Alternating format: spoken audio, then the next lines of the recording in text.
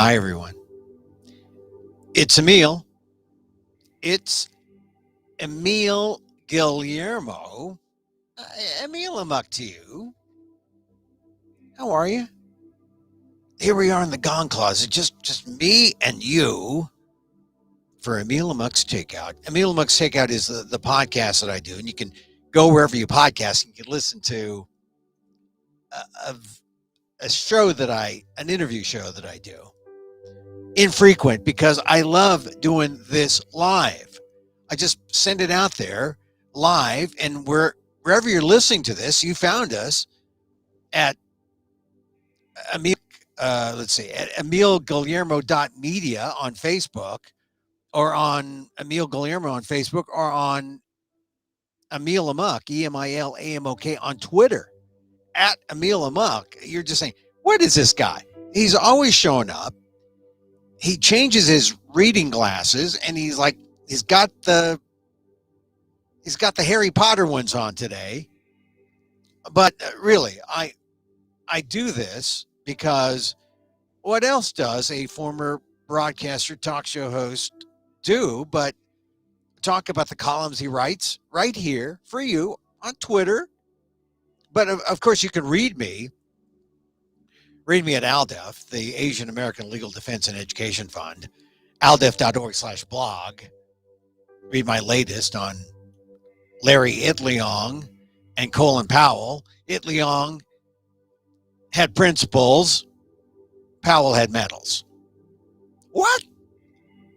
Itliong was not a soldier. He was not a general. He was the labor leader in the Central Valley in the 1960s who started the Delano Grape Strike, the historic Delano Grape Strike, because it brought together the civil rights movement and the labor rights movement, and he was leading Filipinos who were working in the fields they wanted $1.40 an hour, and the growers wouldn't give it to them, so they struck the grape strike. Oh, Emil, you mean that grape strike that Cesar shot? No, it wasn't Chavez. Itliong started it, and then Chavez came because Chavez realized Chavez wasn't even in the union business. He had essentially a social thing for Mexican farm workers, and it wasn't AFL-CIO, not like Itliong, the agricultural workers. But check that out on the ALDEF blog, ALDEF.org/blog, and see why I got all upset about Colin Powell, because I gave Powell too much credit, because Powell had more medals than principles. That we know now. We know that now. But I was just being compassionate. But my lefty friends got to me and they said, Emil, you can't say that about Colin Powell. Made some major mistakes. You can't just let him get away. He's dead. You can't let him get away with it. I say he's dead. I can show compassion to Powell, but I can also talk about him honestly and truthfully. So check out AALDEF.org/blog. I'm here Monday through Friday, 2 p.m. Pacific, live, where we do this thing called Emil Amok's Takeout Live, because live is dangerous, and we can say dangerous things when we're live in front of a gong, in a closet, somewhere in the depths of California. Emil Amok. You can email me if you say, hey, I saw this thing and I wanted to email you. Are you sure you want to do this? Emil@amok.com. AMOK.com. That's also another place where you can get the replays of this. Because I'm doing this live, but you can see replays at AMOK.com. I call this the micro talk show of the AAPI and the AAXs, but look, it's for all the rest of you too, because we're doing it in English. No secret code here. People who speak English, if you're not an Asian American, you know, but we do this because, look, consider this. All this stuff happening in the news, does anyone ask what an Asian American thinks? Of course not. They just say, oh, well, they'll go along with that. Because, we see Asians on the news like, I don't know, Sanjay Gupta. He's a South Asian, but, Indian American. We just assume, oh, well, He's just included in any assessment. All the Indians, all the Filipinos, all the Chinese, they're just included, right? No. Sometimes you have to ask. Sometimes it helps you if you ask, WDAAT. What that? What does an Asian American think? I mean, they don't ask. I mean, there's polls out in Virginia saying, who's ahead, this, McAuliffe or the other guy. A lot of Asian Americans in Virginia, they're voting in the upcoming election there in the gubernatorial election. It's neck and neck, but all right, so when it's so close, you got to drill down and see, well, where are the Asians? Are they going to be significant? Maybe, maybe not. But in Arlington, across the river from DC, right? Lots of Asian Americans there. Lots of Asian American conservatives. Could make a difference. That Northern Virginia area. What does an Asian American think? We feel the voice. We talk about it, and you can just ask me. Say, well, I heard him Muck on his takeout. Here's what he said. He said, it's going to be tight, but the Asians generally probably will be down for McAuliffe. I think the Asian Americans in Virginia are solidly Democratic, although it's split. Like I said, that conservative edge in Arlington, mostly Vietnamese, but also some conservative Filipinos. And then you got the Filipinos down there in the Hampton Roads area in Virginia. Oh, it's going to be tight. It's going to be tight there for McAuliffe. Bobby Scott, Filipino American, half black. I think maybe 3/4 black. His grandmother is Filipino, I believe. But Bobby Scott out there in Hampton Roads, he's looking at that election. I mean, he's a Democrat. And Democrats all over are looking at this because what could happen, in the midterm. So, as I said, what does an Asian American, people don't even think about us. But we could be significant in Virginia. We could be significant in any election, especially in places where there are lots of Asian Americans, like California, like Hawaii, like Alaska, like New York, Virginia, Maryland. Some places, people don't even think Asian Americans are there. But they are thinking more, like Minnesota. The Hmong are making inroads there. The Hmong. They started in California. They were brought over first to California, then Wisconsin, Minnesota. They've established a base in Minnesota. Anyway, this is the micro talk show of the AAPI and the AAXs and the ALs and the alls. And we talk about things, mostly things that I'm thinking about. I'll tell you what I'm thinking about. Dave Chappelle. Dave Chappelle is, it was in the news again yesterday, right? Because he did the special, The Closer. If you haven't seen the special, The Closer, he asks that you watch it. I mean, he's plugging away always. Look, he's marketing. Brilliant comedian. I've seen him live. I like him. Look, Dave Chappelle is also married to a Filipino American, so he's got Filipino American kids, or at least half. He lives there in Ohio. So I want to mention Dave Chappelle right off the bat because a lot of people are getting on Dave Chappelle saying, hey, you're anti-trans. If you listen to the whole darn thing, I don't think you'll think he's anti-trans. He says some things that are problematic, but it's just open for discussion. Hey, America, let's debate it. I still don't know what trans exclusive radical feminism is. I guess that means you are a woman and that's your extent of your feminism and you exclude trans. Well, that's not right. Because trans women are women. They are feminists. And if you're going to exclude them, well, then you're just being somewhat bigoted.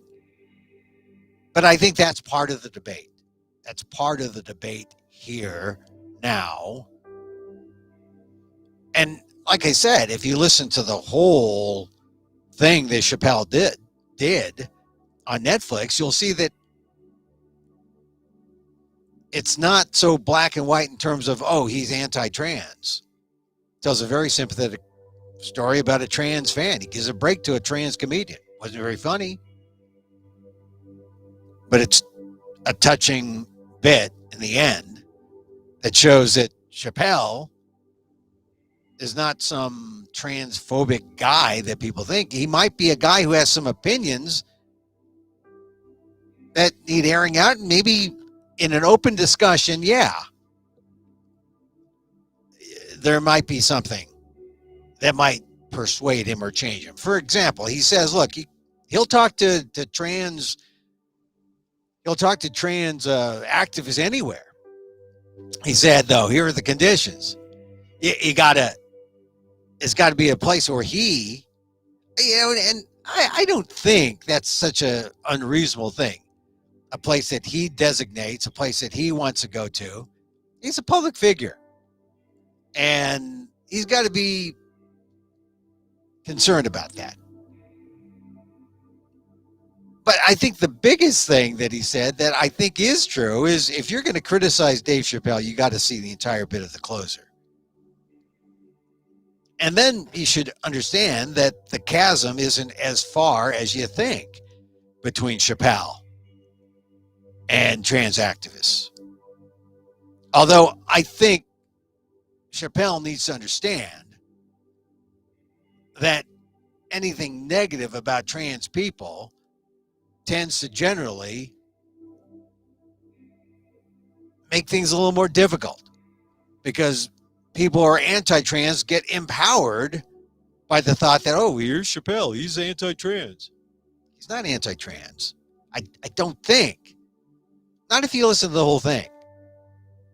But it's one of those differences of opinion that is still open for debate. I don't think he's closed the door totally. That's a nuance. But I'm telling you, I think it's interesting how this is blown up.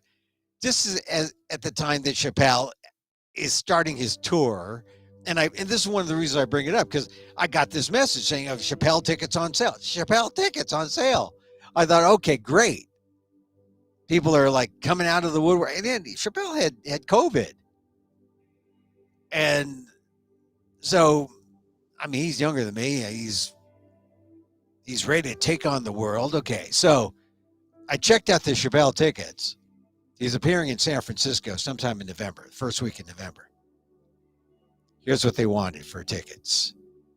$2,117.60 each for front row. If you want to sit on the floor, front row, that's what it was. $2,017.60 each. Not a fee for getting it online. My God. $2,000 each to see Chappelle live. I think I'll watch the closer again and memorize it, and that'll be enough, I think. $2,000. Okay, what are the cheap seats? Okay, back off the floor. This is at the Chase Center where the Warriors play basketball. The cheapest one that I could find on the, I guess it's called like a mezzanine level above the floor, $381.70 each. Okay, I'm not seeing Chappelle. We'll throw viewing parties for the closer. Anyway, I mean, that's some ticket price. And then in the seats where you're way in the back, and you've got to watch Chappelle on a big screen, I imagine. I didn't even look, but I imagine they must be a couple $100 at least each. So that's the price you pay to see Chappelle in a big arena in San Francisco in November. I was shocked. Shocked I was. But I just imagine this is the reason why he's, all the hubbub with, okay, I'm going to meet with the trans folks, the trans activists under my rules. I think that's fair. But I think also it comes at a time when he benefits. And so you say, okay, look, Dave, we'll continue the debate. I've got trans people in my family, got trans friends. I even find Hannah Gadsby funny. I just don't want to.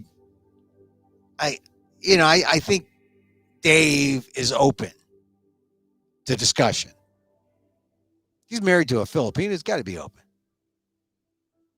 All right. Baseball started up last night. Here's the thing. If you're a regular listener of this show, some people like to look at it. This is why I like Twitter, because you can go to the Twitter thing, and I'm not any bigger than your Twitter, your phone. And you say, oh, it's Emil contained. It's not like Emil Unbound, like I'm watching him on a big screen TV or something. It's like, even you got a Max iPhone. It's like, oh, I've got him. I got Emil contained in the palm of my hand. So if you're watching the World Series, and I talk sports a lot, and if you've seen this show, I've taken on Stephen A. Smith. He said, look, I'm a flea. I'm a flea to Stephen A. Smith. Stephen A., I'm not even his former, I'm not even Max, the guy he dumped. I'm not even Max, who I think Max Kellerman, smart guy, good sports guy. But look, he was carrying Stephen A.'s water, and at some point, Stephen A., it's a one-man show, except for the woman he's with, Molly, who's interesting, but it's Stephen A. show, and it occasionally brings on Michael Irvin. But look, I had a bone to pick with Stephen A. over Shohei Ohtani, because in the All-Star game, Stephen A. made really a xenophobic comment, saying that, oh, we hate baseball. You're in trouble when your best player is an Asian and he doesn't even speak English. Like, look, Shohei Ohtani is a great player. He's a once-in-a-lifetime guy. And we need to praise and honor him and not make these not trans, but xenophobic remarks, anti-Asian remarks about Shohei Ohtani. So once again, if you go to the ALDEF blog, aaldf.org/blog, I wrote about Shohei. I wrote about, what was wrong with Stephen A. And I called him out. I said Stephen A. was the Al Campanis of 2021. Al Campanis. He made racist remarks back in the 80s and got fired for it. But of course, ESPN wouldn't fire Stephen A. because Stephen A. is making $12 million a year. That's more than a relief pitcher in Major League Baseball. But so just to put it in perspective, and not a home run hitter, but more like a relief pitcher. Will Smith of the Atlanta Braves, that's what he makes a year. That's not what I make. Not in front of a gong. So I just want to point out, Stephen A. made those comments, and I was watching the World Series yesterday night, and they make this brief mention, but it needs to be made even with a more finer point. Shohei Ohtani honored with the Commissioner's Historic Achievement Award for unprecedented two-way performance this season. I mean, they've only handed out 16 of these in Major League Baseball history. And, Shohei's accomplishments, unparalleled. 46 home runs, 100 runs, in addition to posting a 3.18 earned run average, 156 strikeouts, in 23 starts? My goodness. That's an overachieving Asian. But we honor Shohei because he was 2021. He was the best, well, one of the best stories, maybe the second best story in Major League Baseball in 2021. The best story, the San Francisco Giants. Well, okay, maybe they're the second best because they ultimately did not win and they lost to the Dodgers in the NLDS. They should have made the winner of that series go to the World Series, but they didn't. I think they could have beaten the Braves. And then it would have been the Giants and the Astros. The Giants against their old manager, Dusty Baker. That would have been a series. I would have watched that. As it is, and this is my real point about all this, as it is, the World Series between the Astros, the former cheaters, okay, 3 times in the World Series in the past 5 years, but yes, former cheaters, outed cheaters, versus the Atlanta Braves, a team that was built with like 3 months of the season left. They bought an outfield, they bought players. And that's when you buy your players. Not like a year before or 2 years before. You buy them with 3 months before the, like at that trading or the, the deadline, the roster deadline. That's the best team money can buy. Not the Yankees and not those other teams. So you gotta tip your hat to the Braves. They purchased Adam Duvall and most notably Eddie Rosario, who's been like, my God, Eddie Rosario is like betting like 500. This is the way it is in postseason. When you're a championship team and you're playing like it's Little League, right? Because in Little League, you only play like, 10 games, 12 games? So if you're not batting 500, you're lousy. If you're batting 300 in Little League, hey, speaking from experience now, if you're batting 300, good for the major leagues when you're getting 500 at bats. In Little League, you're lousy. You need to be batting 500, 600, 700.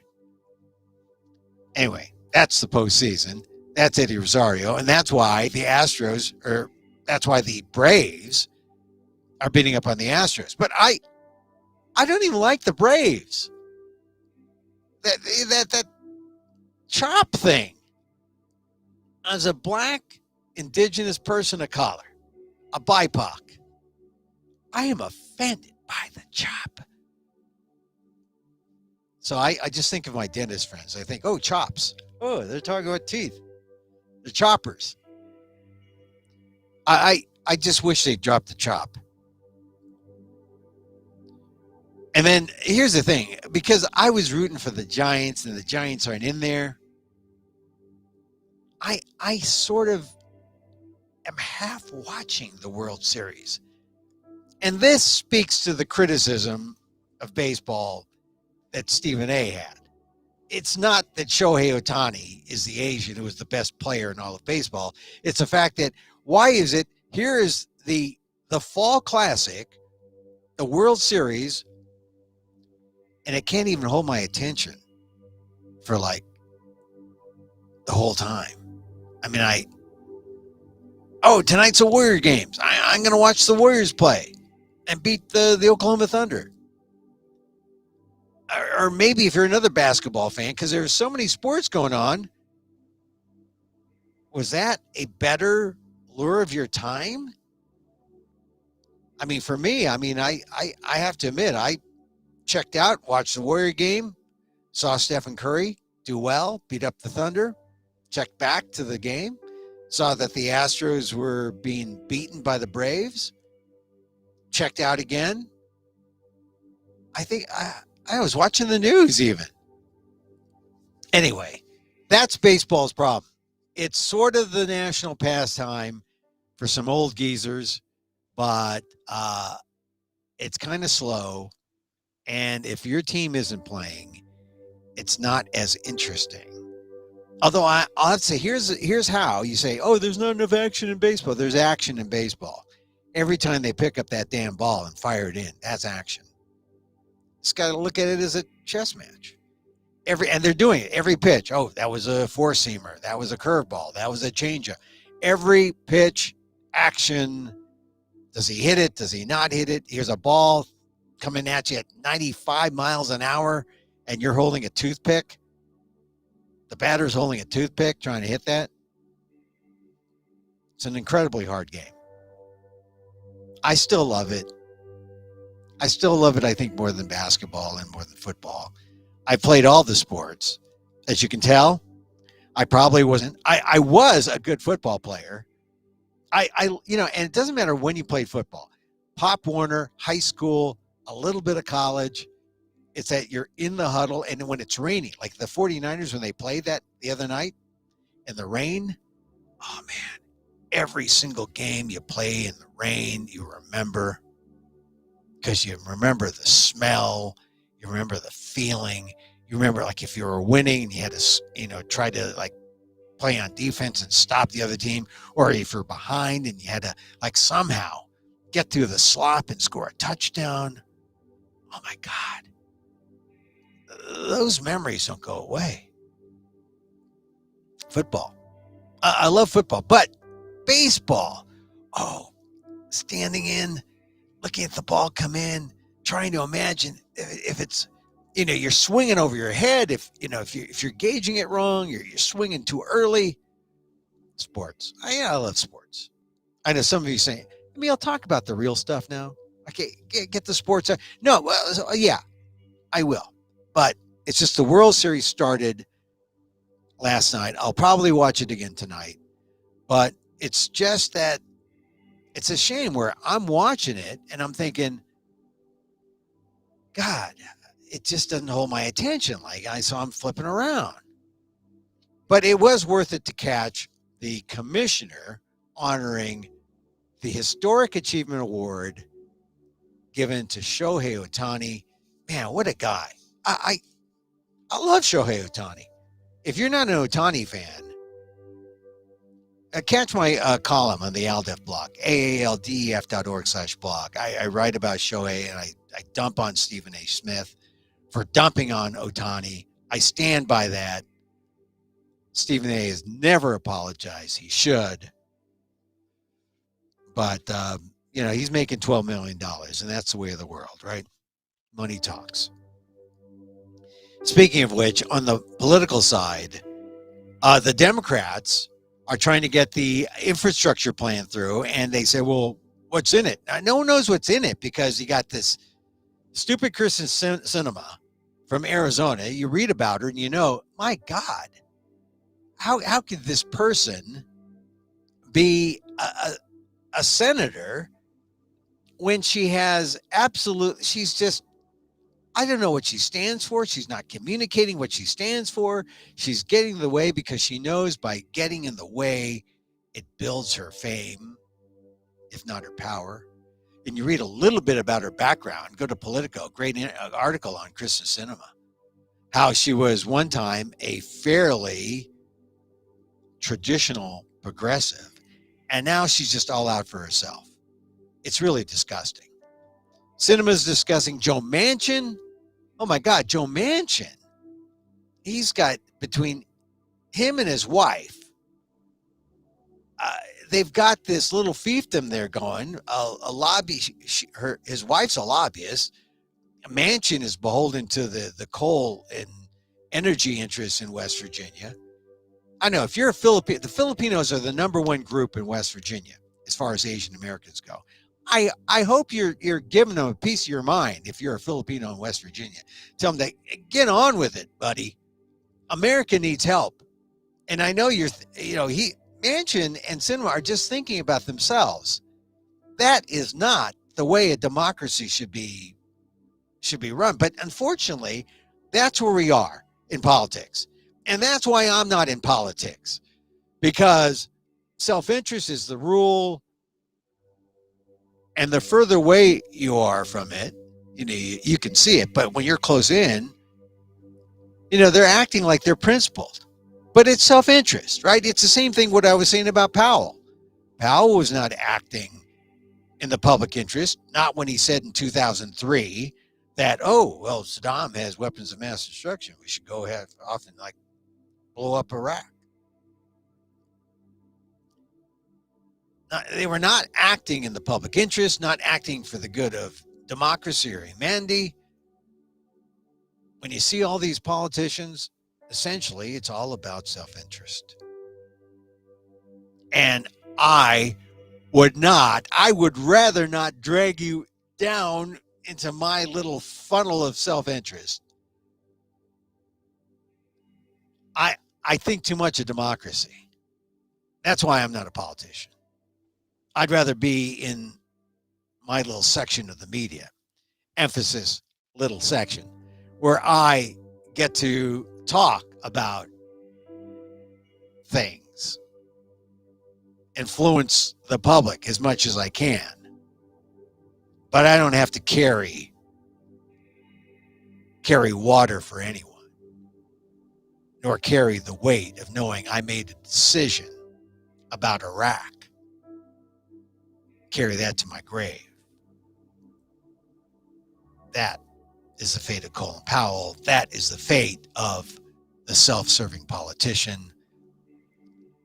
I wonder what Kirsten Sinema, what Joe Manchin will be thinking 10, 20 years from now when they say, yeah, I held up the Democrats getting a bill that would benefit all of American society.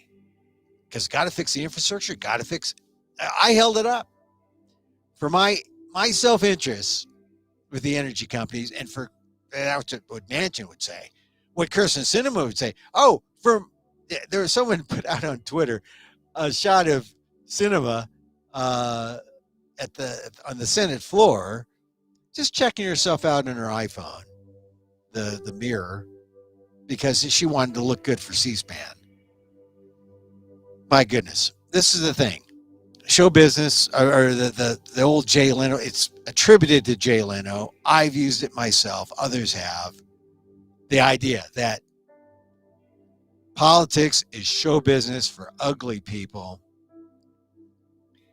In more ways than one, it applies to Sinema and Manchin.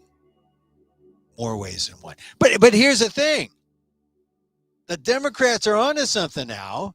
They said, we're going to tax the billionaires. We got a plan. Yeah, I mean, they have a plan. It's pretty good. Look, here's the thing about politicians. There are always answers. There are always people say, "Oh, how are you going to pay for it? Where are you going to get?"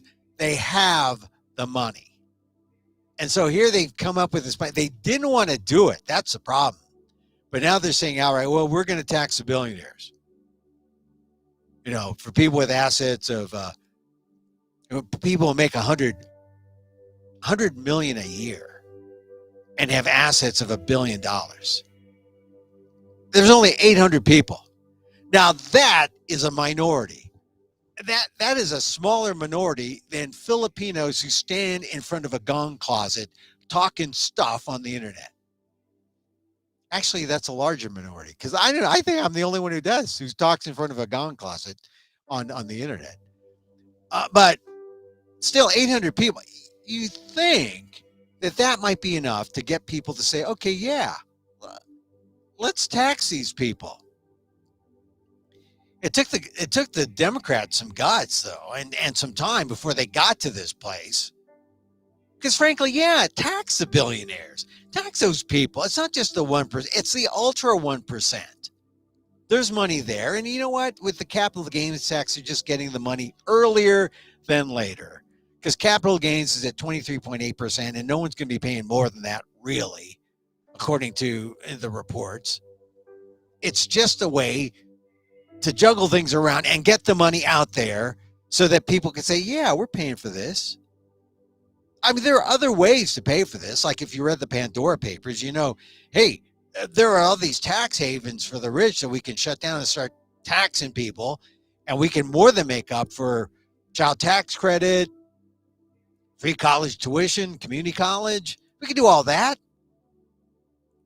But now you get down to self-interest. People are worried. They're scared. They're saying, well, if I vote for this, they're going to have a primary and I might lose. Yeah, you might lose, and you may be out of politics is where you should be.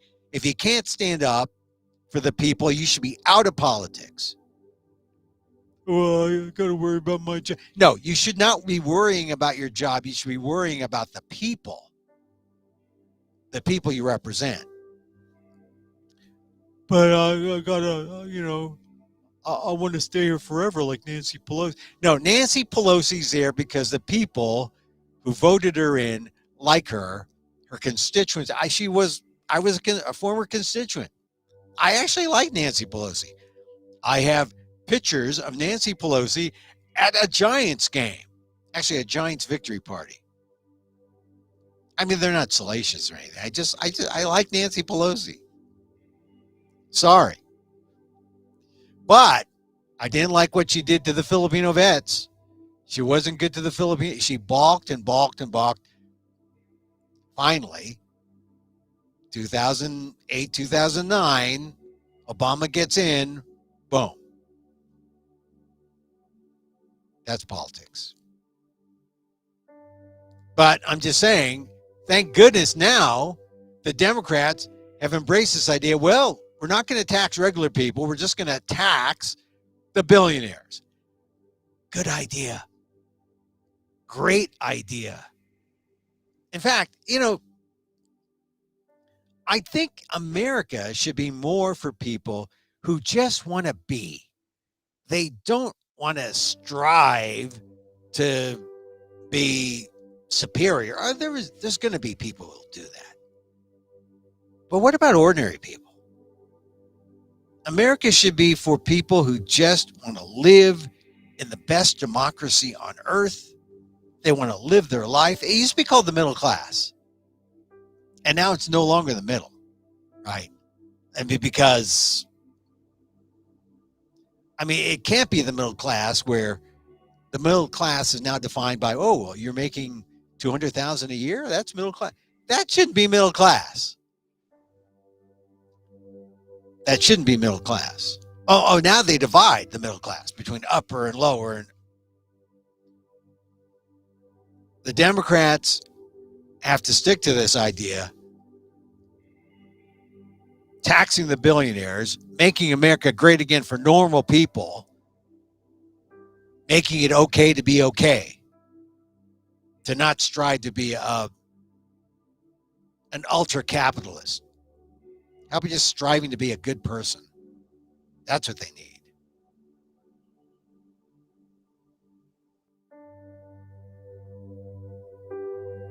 So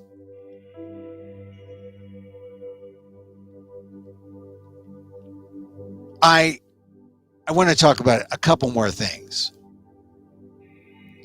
And I hope we're going out there live. Someone says live chat, but the video ain't. Video ain't live. It should be. What can I say? We are live. And because this is Meal Milk's Takeout Live.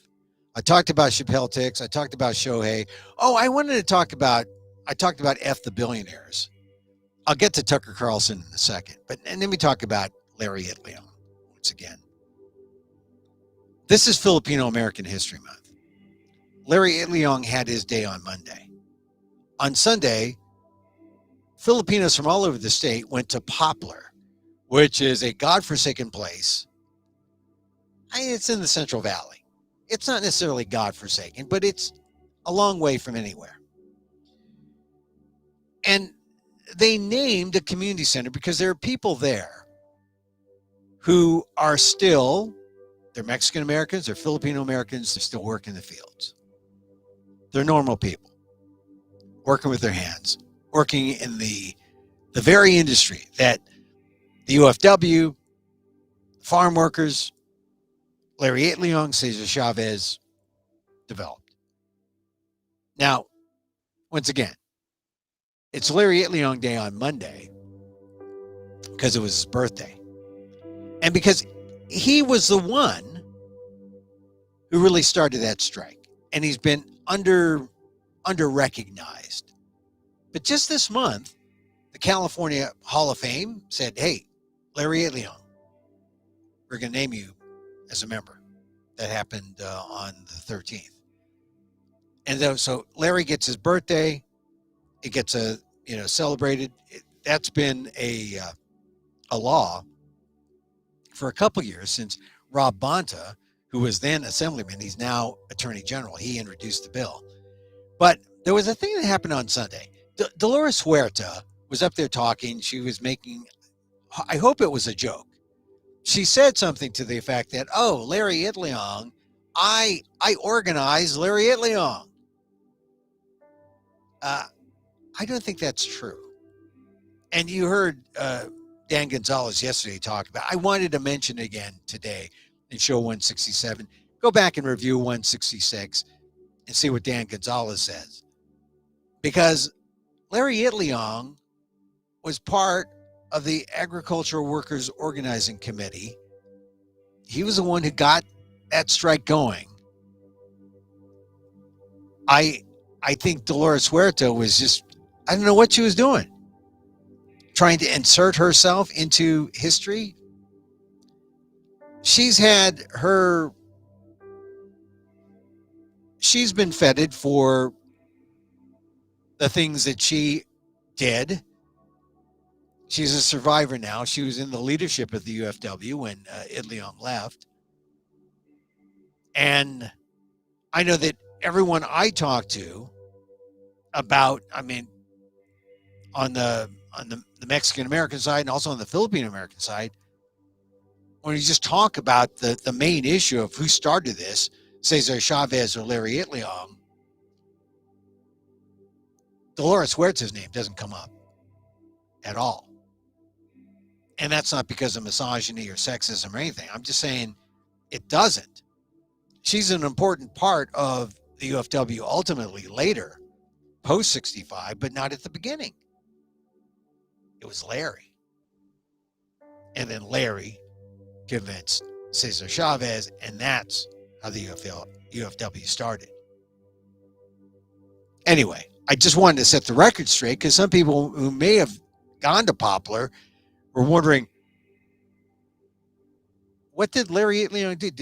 Is that why Dolores Huerta is up there saying that she organized Larry Itliong? Because that means that we should be honoring Dolores Huerta today. No, it's Larry's day. Dolores has had her share of commemorations and medals. She was invited to the White House. But let's not take anything away from Larry Itliong during Filipino American History Month, during his special day, Monday, Larry Itliong Day, and on Sunday when that building in Poplar was dedicated. If you were there in Poplar, just understand the truth. Larry Itliong was first. All right, couple more minutes. This is a good time to talk about Tucker Carlson. I know, look, my wife was on Tucker Carlson last night. Some people have tweeted me, say, "Emil, is that your wife? She's white." Well, yeah, my wife's white. Well, we've been married more than 30 years. She's still white. But she's really, really Filipino. I mean, I cook ampalaya, and she scrunches up her eyes. It's not her nose, because it doesn't smell it, but her eyes. And she'll taste it. She was on Tucker Carlson. But it's true what I say. Whenever she comes on Tucker Carlson, when she gets home, I make her sleep on the couch for at least 48 hours. I mean, it's like a quarantine. No, the thing about the Tucker Carlson show, he has an audience. Me, I have a cult. But Tucker Carlson has an audience. And it's an audience of people who are mostly conservative. Okay, let's say they're all 100% conservative, except for the people like myself, who will watch it because I know someone who's on it, like, when my wife is on, or I want to watch it because I want to see what the other side is thinking. Here's what I think about his show. His show doesn't really cover the news. His show covers things that qualify as red meat for his crowd. So there was something about trans people. There was something, like an anti-bathroom thing. And there was something about Hunter Biden's artwork. I mean, stuff that you wouldn't see anywhere else. But then he had on my wife, who works for PETA. And one of the things that I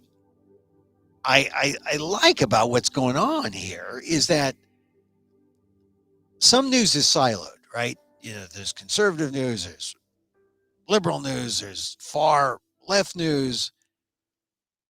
And it's interesting to see who covers what.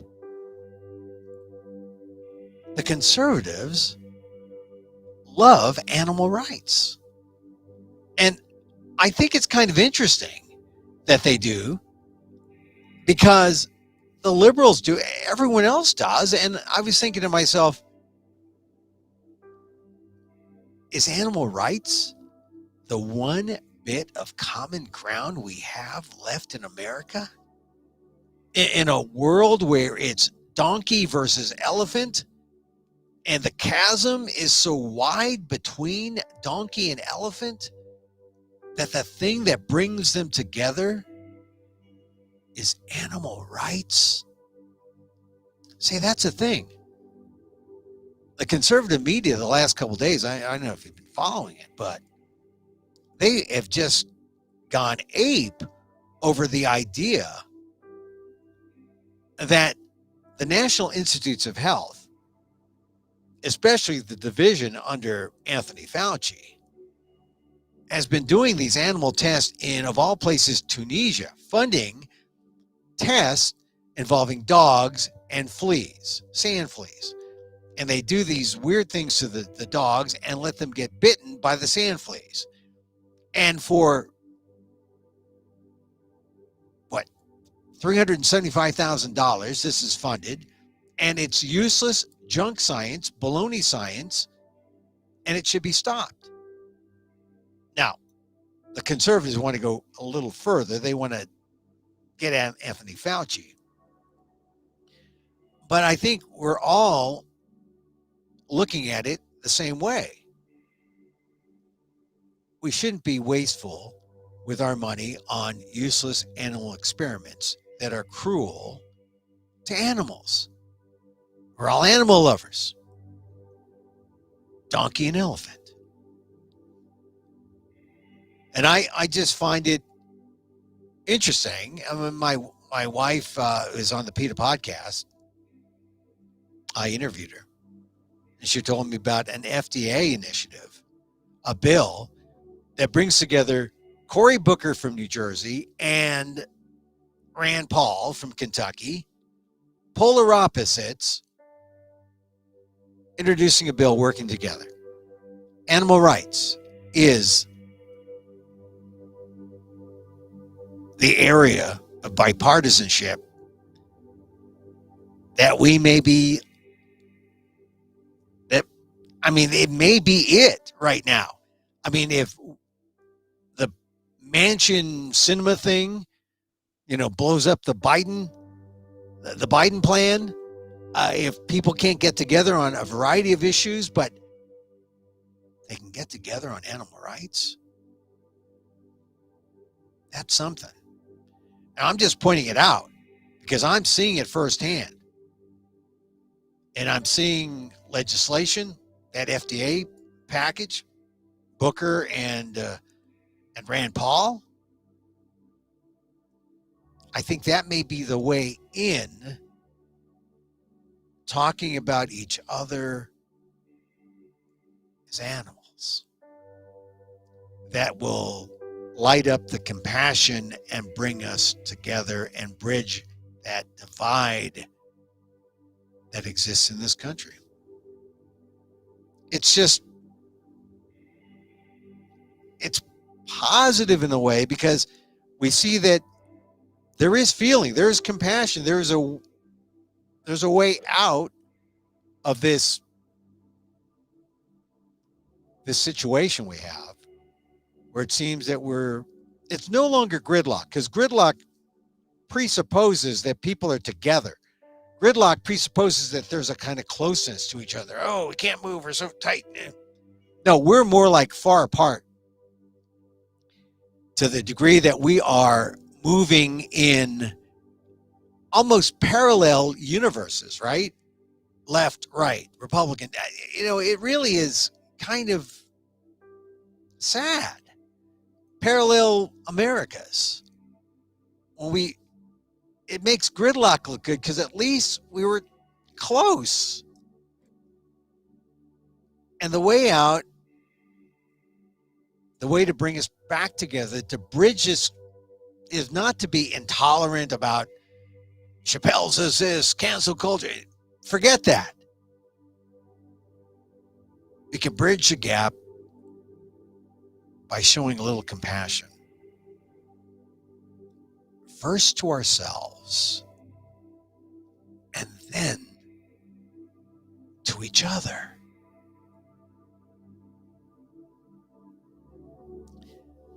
Just my observation. Just my observation. But you got a better answer? The donkey and elephant realize they're animals, and they come together. Could be our best hope. So, what does an Asian American think? I just told you what an Asian American thinks. Here on show 167, we talked about Chappelle Tickets, $2,000 each. Oh my God. Shohei Ohtani, the best player, the best thing in Major League Baseball, and baseball's in trouble when you'd rather watch a basketball game than the World Series. We talked about It Leong first. We talked about F the billionaires. F the billionaires. Let's raise up the non-elite working class. Not even working class. Just making enough money. Having fun. Smiling. Appreciating each other. You don't need a private jet. You don't need all the things that people say you need. You need to be happy right now. Right now. I assure you, you'd be happier than Tucker Carlson. I mean, look, I liked him better when he had the bow tie. Now he's got a regular tie. He doesn't even have a Filipino scarf. Filipino scarf. But, I think the way out, like I said, we don't look to attack each other.